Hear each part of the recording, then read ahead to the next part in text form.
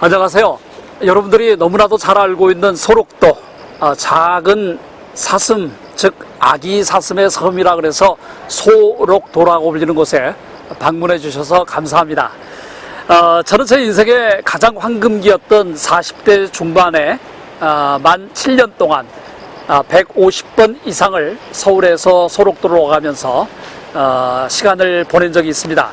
제가 소록도 담임 목사도 아니고 소록도에서 공식적으로 인증한 사람도 아니지만 저는 소록도에 미쳐서 소록도의 머슴을 자처하면서 소록도 성도들과 주민들과 또 병원과 함께 수없이 많은 일을 진행해 왔습니다. 저희 키아츠가 소록도와 맺었던 다양한 정말 연결고리들은 이 책 소록도 100년의 이야기 속에 고스란히 담겨져 있기 때문에 오늘은 여러분들이 소록도를 방문할 때 한번 같이 새겨볼 수 있는 이야기를 간단하게 나누고자 합니다. 소록도를 정말 처음 와서 우리 스태프들과 또 여러분들과 함께 천우열 전도사님의 안내를 받으면서 소록도를 도는데 하나님께서 저에게 감동적인 두 가지 질문을 던져주셨습니다. 첫 번째는 2010년 5월에 이 아름다운 날에 하나님께서 한반도에 다시 오신다면 어디를 먼저 가겠느냐라는 질문이었습니다. 당연히 제가 그 시간에 소록도에 있었기 때문에 저는 자신있게 하나님 소록도에 오시겠네요. 어디를 가시겠습니까?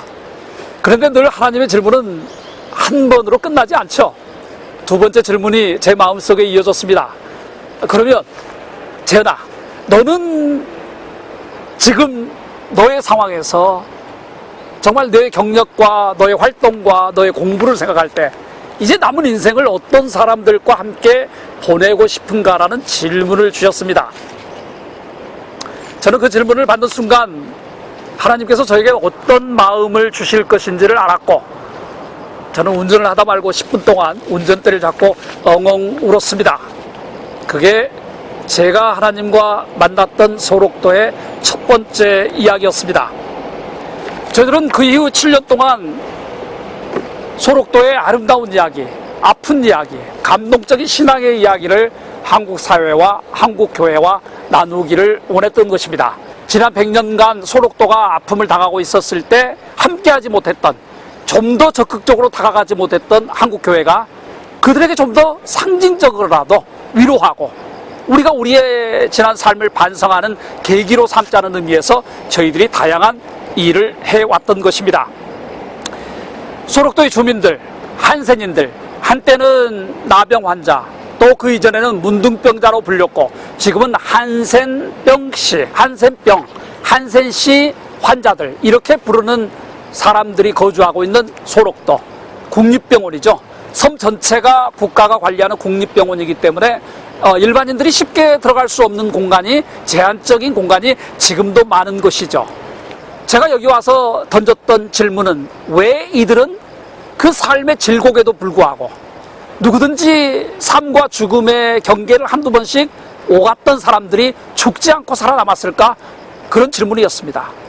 어렵지 않게 찾았던 대답은 그들은 삶의 질곡에서 자살하려고 시도하는 그 순간에 만났던 하나님, 그 하나님 때문에 그들은 살아남았고 예나 지금이나 주민들의 90% 어간이 교회에 나와서 기도하고 찬양하는 그 힘이 오늘날 소록도를 만들게 되었다는 것입니다. 이들이 좋아하는 성경 구절은 몇 가지가 있는데 우리 천우열 전도사님이 저에게 늘 알려주셨던 성경 구절은 시편 48편 14절이었습니다. 이 하나님은 영원히 우리의 하나님이시니, 이 하나님은 영원히 우리의 하나님이시니 그가 우리를 죽을 때까지 인도하시리로다. 사실 예전에 한센병이 걸리면은 집안에 한센병 환자가 있다는 것은 가족에서 수치로 여겼습니다. 가족들이 장가를 못 가는 거죠. 시집을 못 가는 거죠. 그래서 가족이 나가라고 할 수도 있었고 본인이 스스로 집을 떠나서 소록도로 걸어오는 환자들이 많은 시절이었습니다. 누가 그들을 받아들였을까요? 사람 취급을 하지 않았는데요. 20세기 중반까지만 해도 한국의 가장 나약한 사람들로 분류가 되던 분들이었는데요. 그들은 소록도에 와서 하나님을 만났고 그들이 만난 하나님은 그들을 사람 대접을 했고 성도 대접을 했고 하나님의 친의 아들과 딸이라는 대접을 했기 때문에 그들은 살아남을 수 있었고 우리가 알고 있는 소록도의 놀라운 신앙의 이야기들이 만들어질 수 있었다는 것입니다. 소록도에는 참 아픔의 역사가 정말 많이 있죠. 그러니까 본인들이 몸이 이렇게 떨어져 나가거나 질병으로 시달린 정말 본인의 아픔도 있었지만은 지난 100년의 한반도의 아픔의 역사가 소록도에 그대로 녹아져 있는 거죠. 100년 전에 우리 민족이 주권이 없었을 때 일본은 소록도를 점령했습니다. 심지어 몸도 부자유한 사람들에게 일본식 옷을 입혔고 일본식 신발에 계단을 신겼고 다다미를 통해서 잠을 자게 만들었습니다. 굉장히 잔인했던 거죠. 소록도라고 해서 일반인들과 다르기 때문에 아프기 때문에 그들에게 고통이 덜했을까요? 일제치하에서 그들이 당한 고통과 아픔은 차별은 일반인들이 당하는 차별 못지않게 더 심각했습니다. 일제차에 소록도를 다스렸던 5명의 원장 가운데 제2대 하나이 원장을 빼고는 모두 다 한센인들을 짐승과 같이 취급했을 정도로 잔인했던 사람이었습니다. 오직했으면 한센인들이 들고 일어나서 자신들에게 처참한 삶의 질곡을 던졌던, 억압을 던졌던, 벌을 던졌던 수호 원장을 찔러서 살해하는 단계까지 가지 않았겠습니까? 소록도의 아픔은 단순히 일본의 원장들이, 일본의 관리들이 억압했던 그 아픔뿐만 아니라 수없이 많은, 심지어 생체 실험이 진행이 됐고 한국 사회로, 한국 정부로 이관된 이후에도 소록도의 환자들은 인권이라는 보호막을 받을 수 없는 공간이었습니다. 심지어 1990년대 초반까지만 해도 한센인들은 죽어서 3번 죽는다는 말이 있듯이 죽으면 관 속에 집어넣어서 그리고 누구나 가야 되는 시체 해부대 위에 놓여져서 병의 원인을 규명한다는 이유로 가슴을 열어 제끼고 해부를 하고 그 중에 신체 일부를 포르말린 병에 넣어서 지금 여러분들이 보고 계실 노란 찬장에 넣어 놓았다는 것입니다. 이게 사실 정상적인 사회가 할 일은 아니지 않습니까? 그런 아픔들이 한국의 지난 100년의 발전 과정과 소록도의 역사는 바로 겹겹이 연결되어 있다는 것입니다. 일제 2차가 끝나고 나니까 한반도에 전쟁이 일어났고 그 아픔은 애양원뿐만 아니라 바로 이곳 소록도에서도 북한의 군인들이 들어와서, 공산군이 들어와서 좌익들과 함께 당시에 애국지사였고 담임 목사였던 김정복 목사님을 처형시켰습니다. 1950년 9월 말로 추정되는데 바로 공군 면사무소 뒷산에서 처형시켰던 것입니다. 이 아픔이 소록도에도 그대로 반영이 됐던 거죠. 한반도에 불어닥쳤던 독재에 대한 투쟁, 그리고 소록도의 아픔, 어떻게 보면 1980년대 이르기까지 한반도의 아픔은 그대로 소록도에 투영되었고 소록도에 있는 수많은 주민들은 오직 하나님이라는 이름 때문에 그러한 어려움의 질곡의 삶을 견뎌왔고 그들은 수많은 신앙의 에피소드를 만들어내었던 것입니다. 저희들은 소록도의 다양한 이야기들을 저희가 소록도의 100주년을 맞이했던 2016년에 소록도 100년의 이야기를 내면서 또 만화를 만들어내고 그리고 이와 같은 책으로 자금 사슴들의 이야기라는 책으로 엮어보았습니다. 여러분들 소록도에 대해서 하인종 집사님의 이야기를 들어보셨죠? 손가락 없는 소록도의 피아니스트. 찬송가 600곡을 다 암기해서 새벽에 주일에 성도들을 위해서 손목으로 반주하셨던 하인종 집사님의 이야기.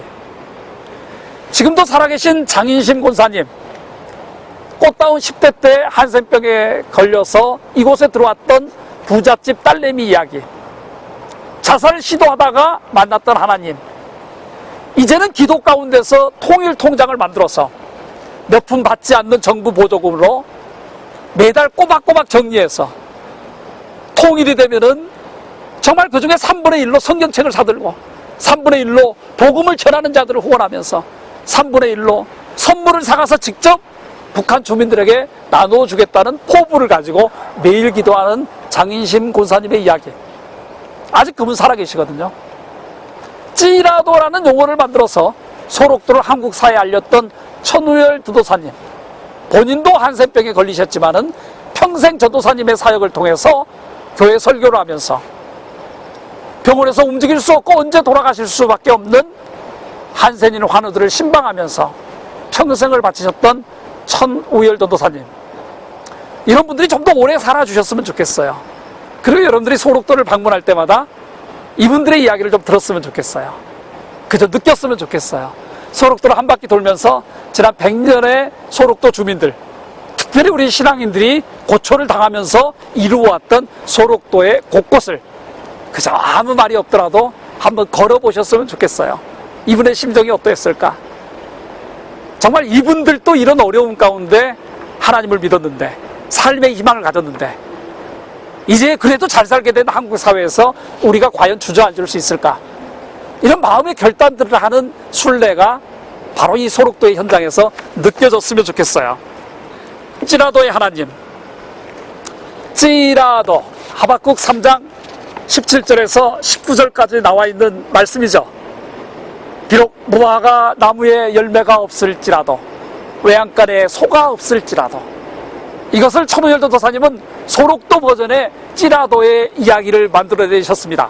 비록 내가 눈썹이 없을지라도, 내게 손가락이 없을지라도, 내가 발가락을 갖고 있지 않을지라도, 내 몸의 어느 한 부분이 잘려져 나가 있을지라도, 내가 평생 제대로 서 볼 수 없을지라도, 그럼에도 불구하고 하나님 때문에, 나와 영영이 함께 계실 하나님 때문에 내가 오늘도 새벽에 나가서 기도를 하고, 내 몸이 힘들고 내가 직접 할 수 있는 기여는 없을지라도 한국의 통일을 위해서, 한국의 위정자들을 위해서, 한국 교회를 위해서 기도한다는 소록도 주민들의 그 염원이 담긴 용어가 바로 이 찌라도입니다.